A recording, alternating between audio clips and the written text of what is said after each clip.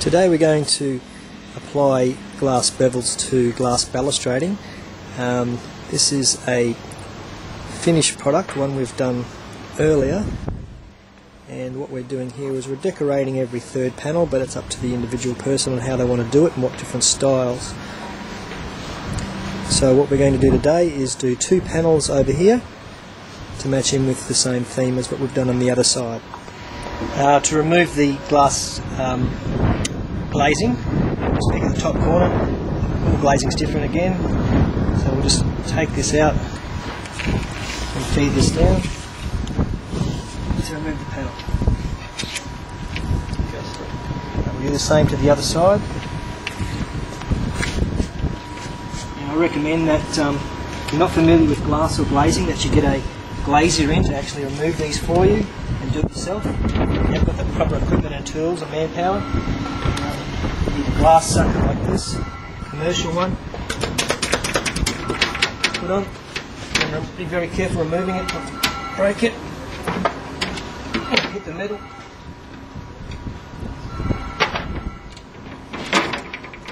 Just gently ease it out.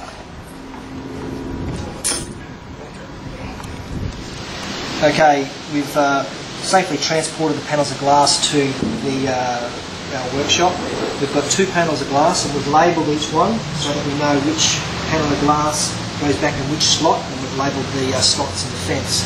Now, first thing you need to do is have a look at which side the safety stamp is on the glass, because it's very important. The safety stamp is on the underside of this glass, and that's the side we're going to bond the bevels to. Now, the reason is because the side that hasn't got the safety stamp on is very soft glass. It scratches very easily, particularly if you use a razor blade. So what we're going to do is we're going to clean this side first and set up for our stencils, do all our markings, our drawings, find centre on this side, then flip it over and put our stencils on. Okay, we're just using detergent and water now.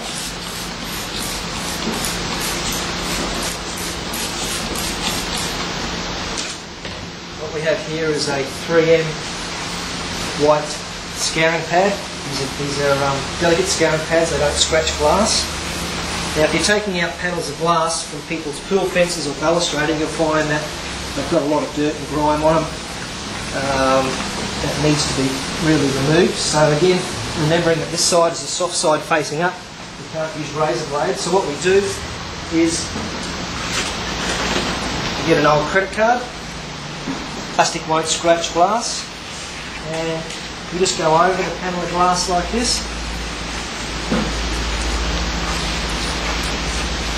Acting it like a bit like a squeegee, that way you know exactly where you've been and where you've got to go to, and don't miss any. And if you feel any hard bits, just take them with the credit card.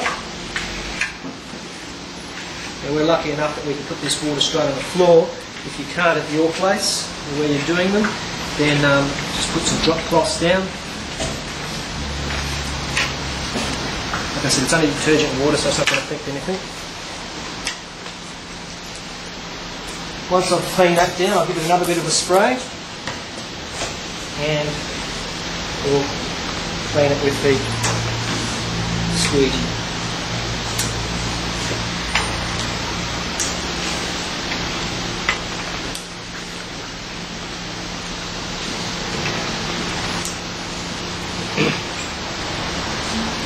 And what we've done, or what I'm going to do, is measure this side. We've got 1360 on this side, and we've got 1150 on this side. So what we basically do is find halfway. So 1150 is 575. Now that we have our marks, our halfway marks, what we'll do is draw our piece of glass up, flip over,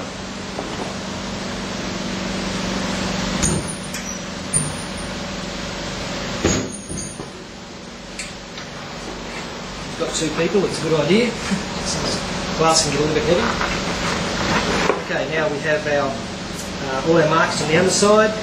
We have our stamp facing up now. So here we've got the tough surface of the glass.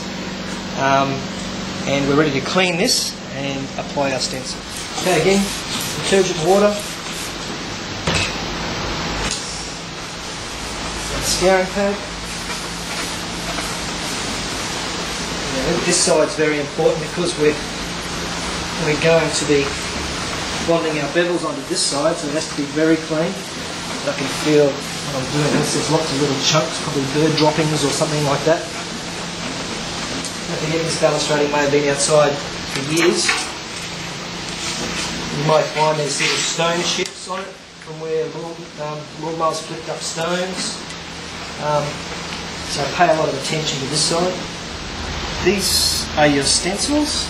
Now, you may get them in a half or you may get them in a quarter, like these are a quarter. What we do, quarters are quite good because we can line them up a little bit quicker. So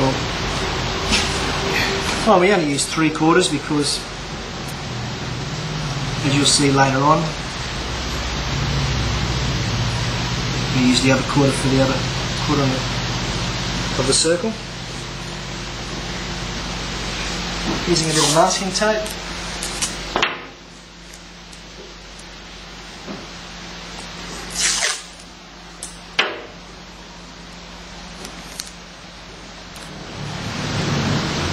What we've got here is I've set my lights up.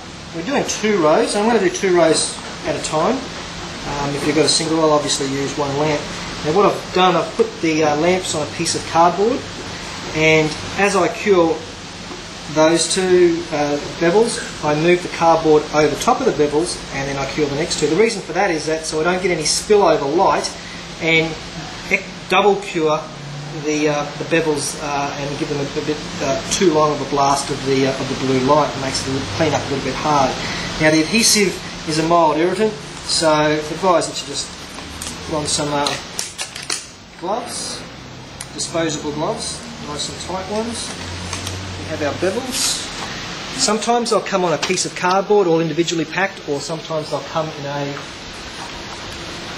stack like that. Depends how we get them from China. Now these bevels have all been specially made for us, as in all their edges are polished and a thinner edge, so they're all polished.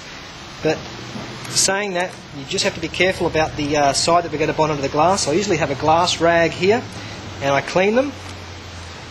Clean the bevel before I put it on. Make sure that there's no polishing compounds on the side because the edges have been all polished. Now I just put a little bit of a dribble in the middle and I move the bevel around to spread the adhesive around. And the edge that I'm going to put on the glass, I usually run it down. Okay, now we don't want to drop the bevel. We want to ease it down as low as we can with our fingers and let the adhesive just run out through the sides. Now there's a space around your locating stencil. Just move it around, make sure there's glue or adhesive comes out from underneath the bevel. I'm just letting gravity take the low viscosity adhesive out of the bottle. If you're using medium viscosity, you'll have to squeeze a little bit harder. And by doing that, you'll get very little air bubbles.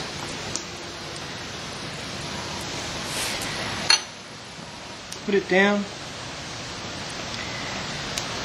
and then gradually lower it down. And watching that adhesive wave flow out, take all the air with it out to the edges.